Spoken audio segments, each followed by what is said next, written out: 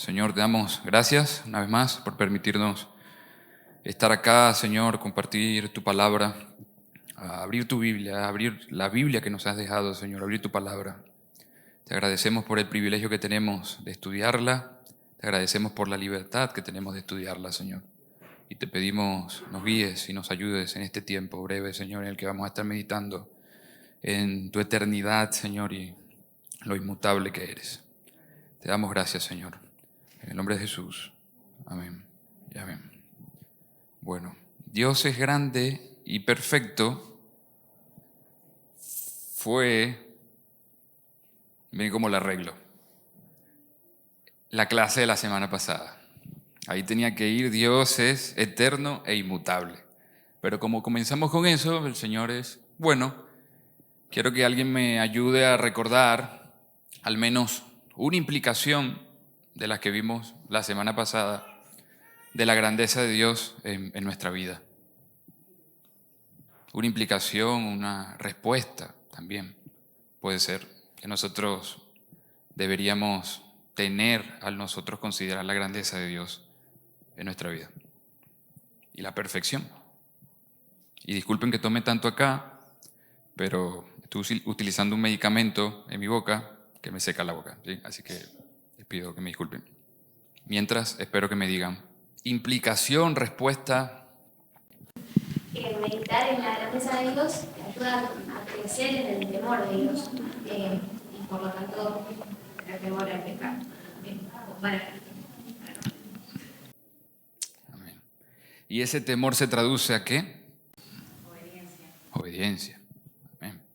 Y reverencia, ¿no? Cuando nosotros miramos en la palabra de Dios su grandeza y lo confirmamos a través de su creación y nosotros profundizamos en lo que Dios nos ha dicho de Él y reflexionamos en nosotros como criaturas, no podemos hacer otra cosa que reverenciar a Dios. Que eso debería llevarnos a nuestras rodillas, a adorar a nuestro Señor y alabarle porque Él es quien es. Y yo creo que al reflexionar acerca de su grandeza, tenemos que ir un poco más a profundidad y pensar en la eternidad e inmutabilidad del Señor, que es uno de los atributos más asombrosos y uno de los muchos que distinguen al ser de Dios con su creación. No había tiempo cuando Él no existía y nunca habrá tiempo cuando su existencia cesará, y eso me lleva a un pensamiento. Y yo se lo he preguntado, aquí hay hermanos presentes, avanzados en edad, que le he preguntado cuando ustedes se miran al espejo y ya ven sus rostros envejecidos por causa del tiempo, ¿cómo se sienten? ¿Se sienten de la misma forma que se sentían cuando se veían en el espejo cuando estaban jóvenes? Siempre me he hecho esa pregunta. Si yo llego y el Señor me da vida y salud, y pero veo ese cambio en mi cuerpo que me dice que soy criatura, que soy finito, ¿cómo he de sentirme frente al espejo? Yo agradecida. Agradecida. Pero ciertamente hay cambio en su vida. Cambio total. Agradecida por haber llegado a esto que estoy viendo, hablando del espejo. Agradecida por haber llegado así, por estar mirándome, por estar con todos los sentidos todavía. Mucho agradecimiento. Amén. Pero es una muestra evidente entonces que nosotros cambiamos y que nosotros vamos pasando con el tiempo. Pero ¿qué de nuestro Dios? Porque sin duda, si yo me veo en el espejo y veo cómo el tiempo afecta a mi vida, necesito un consuelo para mí. Necesito un consuelo. Yo necesito agarrarme de algo, de aferrarme de algo. Y yo creo que las primeras palabras de Génesis me dan una idea de lo que eso significa. Y me hace pensar aún más. Y eso es lo que yo quiero, ese es mi objetivo hoy con este estudio.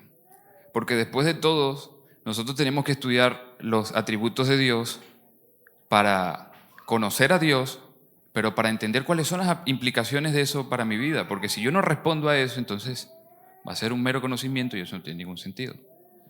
Ahora, pensemos en las primeras palabras de Génesis. Génesis, capítulo 1, versículo 1. ¿Qué dice Génesis, capítulo 1, versículo 1? En el principio Dios. Hay un autor que me encanta, y les recomiendo ese libro, se llama Arthur Pink. De hecho voy a citarlo hoy en el sermón. Pero tiene un libro que se llama Los atributos de Dios, y me gusta porque es condensado pero profundo, muy profundo. Y él menciona acerca de esto, en el principio Dios. Pero ¿qué era antes del principio?, pregunta el autor. Eso quiere decir que hubo un momento en la eternidad en donde Dios estaba solo, en donde no había nada alrededor de Dios, en donde Él existía y todavía no habían ángeles que estuvieran para alabarle, todavía no había una creación que reflejara su gloria, todavía no habrían criaturas delante de Él que lo confesaran como Señor, pero Él era. Y Él ya estaba. Y es de este atributo, que personalmente es uno de los atributos que más me gusta meditar acerca del Señor porque me coloca en mi lugar, del que nosotros podemos entender la eternidad y la inmutabilidad de Dios. Es parte todo de su perfección, pero eso viene de su autoexistencia. Porque Dios no necesitaba la creación para existir. Dios era ya desde el principio. Él era autoexistente, y porque Él es autoexistente, entonces Él manifiesta las perfecciones que manifiesta en su persona. La soledad de Dios le llama Pink. Otros le llaman aceidad, que significa lo mismo, autoexistencia. La cualidad de que Dios existe por sí mismo. Y esto ha sido de mucho debate entre los filósofos y algunos científicos, porque muchos dicen que nosotros venimos de... se fue. Bueno, igual también. Muchos dicen que nosotros venimos de, qué sé yo, de la nada. Y yo he aprendido de otro autor que cuando la conversación empieza de esa forma, no hay nada que debatir con la persona. Porque eso es completamente irracional y viola el principio más fundamental de la lógica y la realidad, que es el principio de la no contradicción. Y es que una cosa no puede ser la misma cosa al mismo tiempo y en el mismo sentido. ¿Qué quiere decir eso? Que una cosa, pensamos en una puerta. Una puerta no puede estar abierta y cerrada al mismo tiempo y en el mismo sentido. No puede, si la puerta está abierta, si la puerta está cerrada. Así que nosotros no podemos venir de la nada, porque si nosotros viniéramos de la nada y existió una nada en algún momento, entonces nada es. Porque no puede ser la nada y después ser algo al mismo tiempo y en el mismo sentido. Cuando nosotros reflexionamos en eso, entonces lejos de hacernos más intelectuales y decir, bueno, voy a tener una conversación y le voy a decir a la persona, eso viola el principio de la ley de no contradicción. No, eso debería llevarnos a nuestras rodillas y entender que hubo un momento en donde Dios estaba solo, en las tres personas de la deidad, y estaba completamente en Él, gozoso, satisfecho, y no te necesitaba ni a ti ni a mí para que le rindieran adoración y alabanza. Porque Dios está seguro de quién Él es. O sea, Dios no necesita que le vengan a decir, Señor, tú eres Dios grande y temible. No, Dios no necesita eso. Dios está seguro de su esencia. Y eso nos lleva a comenzar. Y voy a citar un par de versos que no pasa nada. Solo que le voy a ir diciendo los versículos y ustedes los van buscando. Primero voy a citar un par de versos que me ayudan a confirmar esta verdad. Dice, porque así, esto es Juan capítulo 5, versículo 26. Porque así como el Padre tiene vida en sí mismo, así también el Hijo tiene vida en sí mismo. Y el Salmo 50, 12, versículo 2 y el 13 dice, si yo tuviera hambre, no te lo diría a ti, porque mío es el mundo y todo lo que en él hay, ¿acaso he de comer carne de otros o beber sangre de machos cabríos? Y yo estoy convencido de que esto es lo que Pablo tenía en su mente cuando él cuando él inició su discurso, después de haber debatido con los filósofos estos en Atenas, y él le dice a ellos 3 verdades. Dios no mora en templos hechos con manos de hombre, versículo 24. Dios no es servido por manos humanas, versículo 25.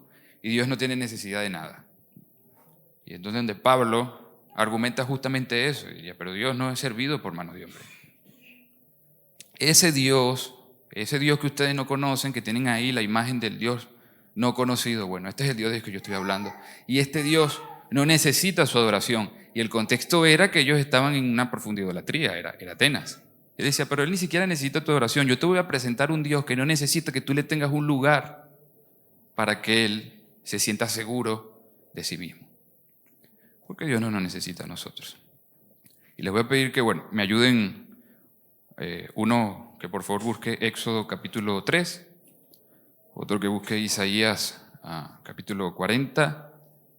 En Éxodo el versículo es 14, Éxodo capítulo 3, versículo 14, versículo conocido, Isaías capítulo 40 y otros Daniel capítulo 7. Y el que tenga Éxodo, que lo lea, por favor. Yo soy el que soy, directo al pueblo de Israel. Yo soy, he enviado a ustedes. Yo soy el que soy. A diferencia del hombre, Dios es en sí mismo, y eso es lo que hablamos. Isaías 40, 28. ¿Acaso no lo sabes? ¿Es que no lo has oído? El Dios eterno, el Señor, el creador de los confines de la tierra, no se fatiga ni se cansa. Su entendimiento es inescrutable. El Dios eterno, el creador. La palabra eterno puede ser traducida como sin fin, pero con respecto a Dios es muy complicado entenderlo. Porque no es que Dios ha vivido millones y millones de años en una línea temporal. Eso es lo que nosotros entendemos como mucho tiempo, ¿no? No, Él está fuera de la línea de tiempo. Por eso en el principio Dios creó la línea de tiempo. Entonces, es sin fin. Quiere decir que el Señor es eterno, eterno en sí mismo, eterno. Nuevamente, piensen en la idea de la soledad de Dios, pero no como la soledad de aquel que está solo y se desanima porque está solo. No, Dios está contento con lo que es. Dios está perfectamente gozoso de lo que es en la soledad. Entonces, esa es la eternidad. Y Daniel 7:9. Seguí mirando hasta que se establecieron tronos y el anciano de días se sentó. Su vestidura era blanca como la nieve y el caballo de su cabeza como una lámpara. Su trono llama de fuego y sus ruedas fuego abrasador. Nuevamente, una frase que utilizamos para que nosotros podamos entenderlo, y el Señor lo hace, es anciano de días. Pero con respecto a Dios, ¿significa que Dios es un hombre que tiene mucho tiempo? No.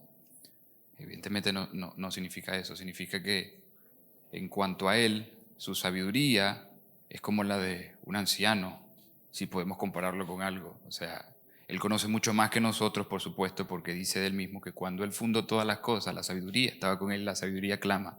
Y por supuesto que la sabiduría no es otra cosa que una personificación ¿de quién? De Cristo. Amén. Apocalipsis 1:8 dice, soy el alfa y el omega, y esta es la idea que todos entendemos, de que el Señor lo abarca todo. Él es el principio y es el fin. Él es desde el principio y es hasta el fin. Pero ahora, vamos a reflexionar en qué nos enseñan las siguientes escrituras de la naturaleza de Dios eterna en relación con su creación. O sea, cómo se demuestra su grandeza y su naturaleza eterna en relación con su creación. Y voy a pedir que alguien busque Job 36:26, que otro busque Salmo 92 y otro que busque Salmo 94. El mismo que lee Salmo 92 puede leer Salmo 94. Quien tenga Job 36:26. Dios es exaltado y no lo conocemos. El número de sus años es inescrutable. ¿Cómo se relaciona eso con nosotros, con su creación? Voy a repetir la pregunta. Esta escritura acerca de la naturaleza de Dios eterna, ¿Cómo se relaciona con su creación? ¿Qué vemos ahí acerca de la naturaleza de Dios? En ese pasaje. Dios es exaltado y no lo conocemos. El número de sus años es inescrutable. No podemos conocerlo completamente. Ahí está. No podemos conocerle completamente, sino lo que Él ha revelado en su palabra. Por eso distinguimos, y se ha mencionado ya acá, que hay una revelación especial y una revelación natural. Amén. Entonces, nosotros no podemos llegar a entender la mente de Dios. Eso, por definición, nos haría a nosotros Dios. Si nosotros llegáramos a entender completamente la mente de Dios, entonces nosotros pasaríamos inmediatamente a ser Dios. Nosotros no somos Dios, nosotros somos creados por Dios. El Salmo 92. Antes de que los montes fueran engendrados y nacieran la tierra y el mundo, desde la eternidad y hasta la eternidad, tú eres Dios. Amén. 4. Sí. Porque 1000 años ante tus ojos son como el día de ayer, que ya pasó, y como una vigilia de la noche. Y nuevamente, antes de que todo fuese creado, entonces, ¿qué era? Dios, desde el principio. ¿Y cómo se relaciona con nosotros? Bueno, nos coloca desde un punto de comienzo, y es básicamente la misma idea que venimos reflexionando. Dios es autoexistente y nosotros somos criaturas. Jeremías 10:10 dice, pero el Señor es el Dios verdadero. Él es el Dios vivo y el Rey eterno. Ante su enojo tiembla la tierra y las naciones son impotentes ante su indignación. ¿Qué implicaciones vemos acá en este texto de la eternidad de Dios para con sus criaturas, para su pueblo, para su iglesia?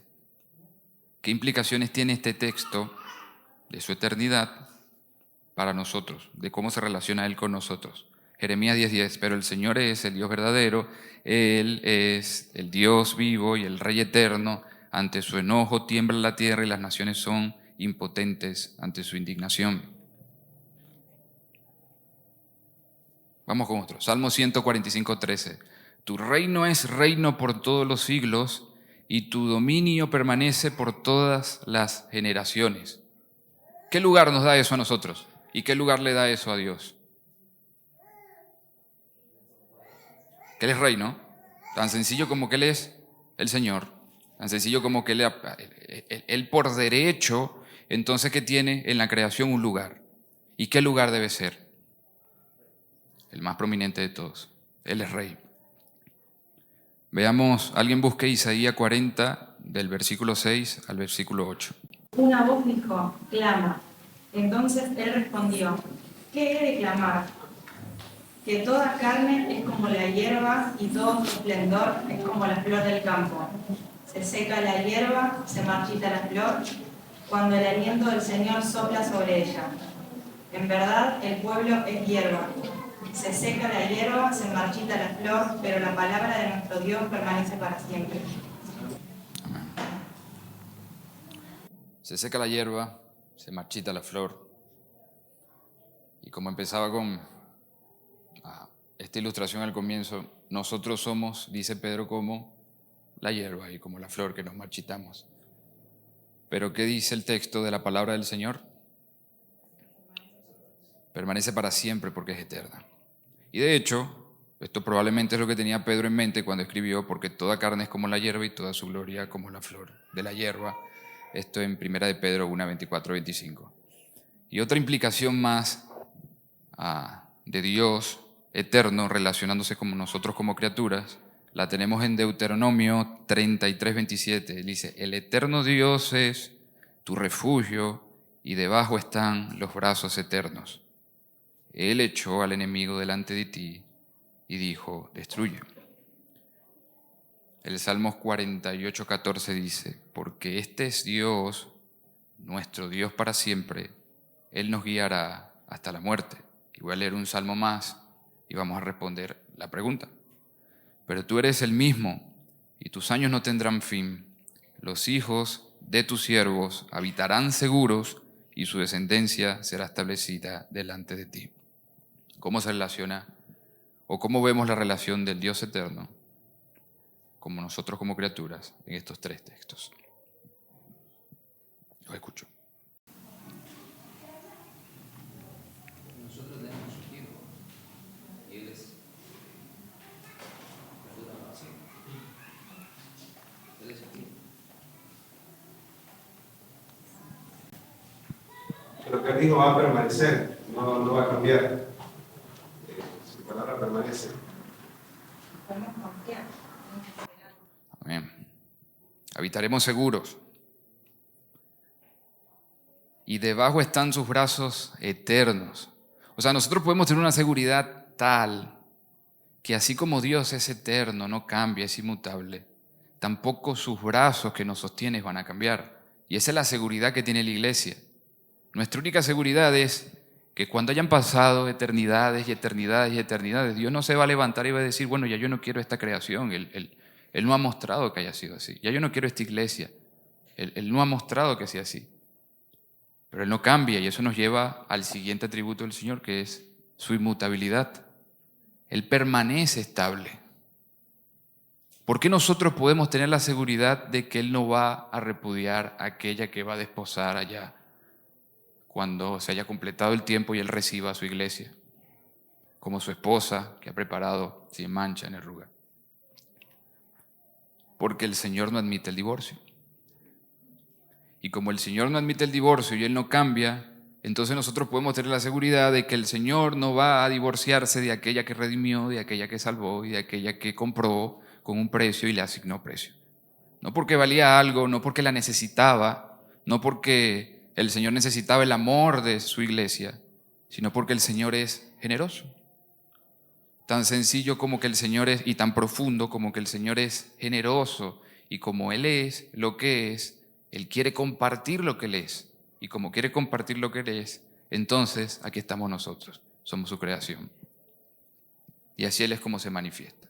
Es la muchez. Hay un videito que lo dice acerca del nombre de Dios cuando se revela a Moisés, que le dice el Señor, temible, tardo para la ira, grande misericordia y bueno, que no deja el castigo sin mal, no recuerdo bien.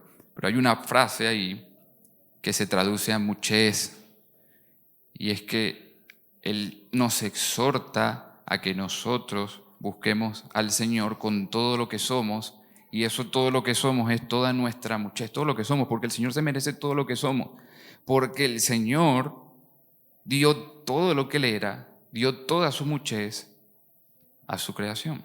¿Y de qué forma lo hizo? Él envió a su Hijo y eso hace que nuestra meditación sea aún más profunda acerca de lo que nosotros estamos hablando.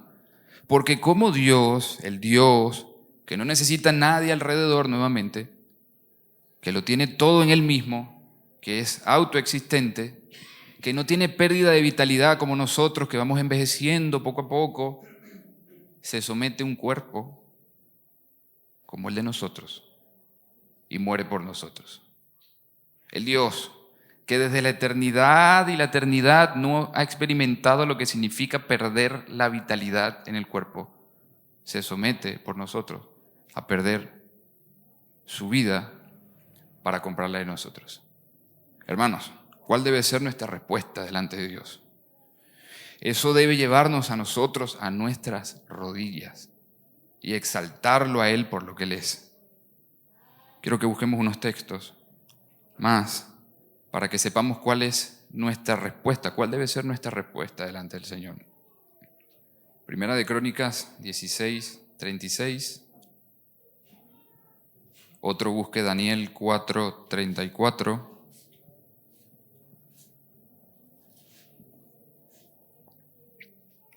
Otro busque Primera de Timoteo 1:17.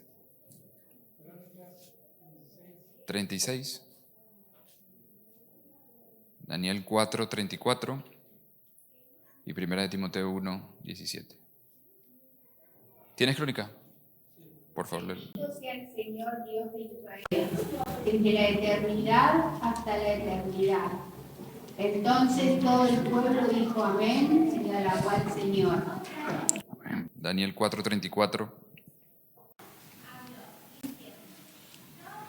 Pero al fin de los días, yo, Nabucodonosor, alcé mis ojos al cielo y recobré mi razón, y bendije al Altísimo, y alabé y glorifiqué al que vive para siempre, porque su dominio es un dominio eterno, y su reino permanece de generación en generación. Y 1 Timoteo 1, 17. Por tanto, al Rey de los siglos, inmortal, invisible, al único y sabio Dios, sea honor y gloria por los siglos de los siglos. Amén. ¿Cuál debe ser nuestra respuesta? Alabanza, humillación, obediencia, sumisión. No solamente de nosotros como sus hijos. A Él han de fingirle obediencia, como dice el Salmo. Porque cuando el Señor venga, hasta el que no quiera obedecer va a tener que humillarse delante del Señor. Ahí están las palabras de Nabucodonosor. Fue humillado por su altivez. Y no le quedó otra cosa después de que el Señor abrió sus ojos y le devolvió la cordura que exclamar semejante adoración y semejante alabanza delante del Señor. Y eso nos muestra que así como cuando Samuel le dice a Saúl que había sido rechazado por Dios, pero que Dios iba a seguir cumpliendo su plan porque Dios es eterno e inmutable e iba a levantar otro rey, eso nos muestra a nosotros que el plan de Dios va a seguir. Que un día nosotros no vamos a estar, y esa es la realidad. Y nosotros lo estamos viendo, un día nosotros vamos a pasar.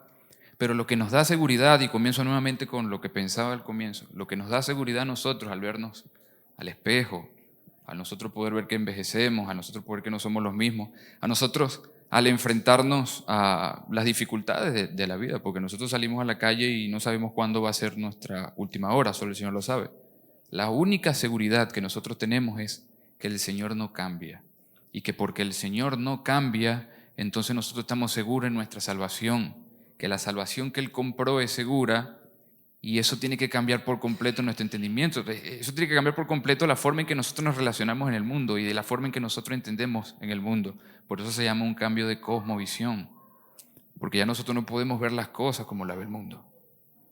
Cuando nosotros vemos reyes, vemos gobernantes, cuando nosotros vemos imperios, que traducido en nuestra época son los gobiernos que parecen tener un poder militar que es máximo, y unos dicen, bueno, viene la Tercera Guerra Mundial y qué sé yo, a nosotros nos tiene que venir un recordatorio a la mente, ¿no? El Señor, Salmo 2, que es quien se sienta como rey, se ríe de los gobernantes, se burla, porque Él ya conoce el fin de la historia. Y eso tiene que impregnar nuestra mente, tiene que impregnar nuestro corazón, porque la realidad es que cuando vienen las dificultades y vienen los problemas, entonces nosotros somos conmovidos, pero somos conmovidos porque nosotros sí somos inmutables, nosotros no somos inmutables. Pero entonces, ¿qué tenemos que hacer? Correr y aferrarnos al que es inmutable, al que no cambia, al que sus promesas son verdad, al que no lo sorprende nada. Y eso no se contradice nuevamente con los textos en la palabra en donde nosotros vemos, porque lo hemos visto, en donde nosotros vemos que aparentemente el Señor se arrepiente, aparentemente el Señor cambia de opinión. Su inmutabilidad no implica que Él no interactúe con nosotros de una forma en que nosotros podamos entenderlo. Dios conoce el plan desde el principio, pero eso no implica que Él no actúe, eso no implica que Él no sea dinámico con lo que está pasando en la creación. Él está ahí y utiliza todas las cosas que nos pasen para nuestro bien. Y utiliza todas las cosas que nos pasen para que nosotros entendamos que es parte del propósito, sí, es parte del propósito, pero que al final el Señor sabe lo que hace finalmente. ¿Quieres decir algo? No, que al principio cuando vos citaste a Génesis, ese es uno de los textos que a mí, me llevan a otro y desencadenan en otro y se hace todo un eslabón. Cuando O sea, la Biblia en sus primeras palabras, que son Génesis, la Biblia nunca quiere refutar y probar la existencia de Dios. O sea, la Biblia directamente lo afirma, o sea, lo da como hecho. O sea, presenta a Dios como una realidad sin ninguna refutación en contra. Entonces, cuando yo voy encontrando a través de la Escritura la persona de Dios, cómo Él es, cómo Él se manifiesta, que es libérrimo, que es todo suficiente en sí mismo, que no necesita de nada para poder ser quien es. Y bueno, ahí Nabucodonosor también, cuando fue humillado, y la arrogancia del hombre que cree que es suficiente, que cree que puede lograr las cosas por su esfuerzo. Muchas cosas que muestran el atributo de Dios, a mí, en lo personal, me hacen ver que soy insignificante delante de un Dios tan grande como este, tan sublime. Y muchas veces en mi vida diaria vivo como si esa realidad no fuese. Entonces ahí yo puedo ver mi falencia y mi inutilidad en mi persona. Entonces, como decía vos al principio, termino viendo la grandeza de Dios y asombrándome de eso. Necesitamos estudiar más quién es nuestro Dios. Necesitamos estudiar más quién es nuestro Dios y cómo a través de su palabra nos muestra cómo Él se relaciona con nosotros en la persona de Cristo. Necesitamos ver cómo el Señor se sometió, cómo es el ejemplo perfecto de entender que el que se sienta como rey es rey y Señor. Y voluntariamente, activamente, se somete al Padre para obedecerle y agradarle. Para que nosotros podamos imitar esa actitud que hubo en Cristo. Y nosotros entendamos nuestro lugar, que no somos los protagonistas. Nosotros no somos el centro del universo. No, nosotros somos sus criaturas. Y Él tiene un plan que es mayor que nosotros. ¿Alguno tiene una pregunta con respecto a lo que hemos meditado? Por favor, no me hagan preguntas filosóficas de la ley de no contradicción. Ahí, investíguenlo. ¿Preguntas, hermanos? ¿Cómo poder, no sé si mejor o con más ímpetu aplicar esa verdad a nuestra vida práctica? O sea, ¿qué consejo me podría dar al respecto? Cuando no tengas un empleo y no puedas conseguir un trabajo, ¿a qué te aferras? ¿A tu posibilidad y tus capacidades de tenerlo? ¿A tu posibilidad de poder juntar cierta cantidad de dinero en el mes para que está bien la planificación y está bien el presupuesto, pero ¿a qué te aferras? ¿A tu posibilidad o descansas en que el Señor ha dicho que Él ha de proveer para todas tus necesidades y que parte de su provisión puede ser lo que tú estés pasando? ¿A qué te aferras? Al consuelo de que el Señor no cambia amén, y de que Él ha dicho que está bien. Cuando tienes una enfermedad interminable y entonces ya está el diagnóstico de parte del doctor, ¿a qué te aferras? ¿A que quieres vivir una eternidad acá en la tierra? No, te aferras a que vas a estar con tu Señor, que Él sí es eterno y que después de esto ha de darte un cuerpo que está libre del dolor y está libre de la muerte, porque es cuestión de tiempo. ¿A qué te aferras? O sea, vives en tu vida diariamente pensando que es cuestión de tiempo, con la muerte de un familiar o un ser querido que conoce al Señor. Es cuestión de tiempo.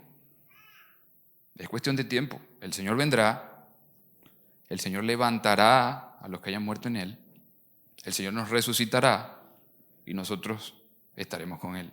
Es cuestión de tiempo. Cuando yo veo a mi esposa y digo, Señor, y si un día no está, ¿a qué me aferro? Me aferro a saber de que ella es creyente y los dos estaremos juntos adorando al Señor porque Él lo ha dicho y Él no falla. A eso me aferro. Johnny. Comentario adicional en respuesta a la pregunta. Esta clase hoy termina, Entonces, este tema hoy no lo vemos más. La próxima clase probablemente tengamos algún otro tema, algún otro atributo de Dios. Pero el punto es cómo yo puedo creer más y depender más de Dios y descansar más en su soberanía, más en su eternidad, más en su grandeza. Y la respuesta es una, y es: necesitamos conocer más a Dios. Si nosotros vamos a descansar más en Dios porque estuvimos en esta clase, entonces yo les aseguro que no vamos a descansar en Dios. Nuestro descanso real en Dios se da cuando diariamente nosotros descansamos en su palabra y vamos a conocerlo más en su palabra. Si no lo hacemos y simplemente descansamos en una sola clase, esto va a pasar, porque nos vamos a olvidar. Necesitamos cada día renovar nuestra mente por el conocimiento de su palabra. Amén. Y mi oración es que aunque pase, sirva de ánimo y que te lleve a la palabra. Amén. Oremos. Señor, te damos gracias una vez más por permitirnos meditar en las verdades de tu palabra, en quién eres, Señor, en tu grandeza, en tu eternidad, y aunque nos exceda, Señor, aunque nos sobrepase. Oh, Señor, permítenos llegar hasta allá, hasta donde tú quieres que lleguemos, Señor, en tu conocimiento, a que cada día seamos más como Cristo, Señor, a que nuestra mente, nuestro corazón cada día esté más impregnado de tu palabra, Señor, que abundemos en eso, porque es lo que necesitamos, Señor, y porque te lo pedimos en el nombre de Jesús. Amén y amén.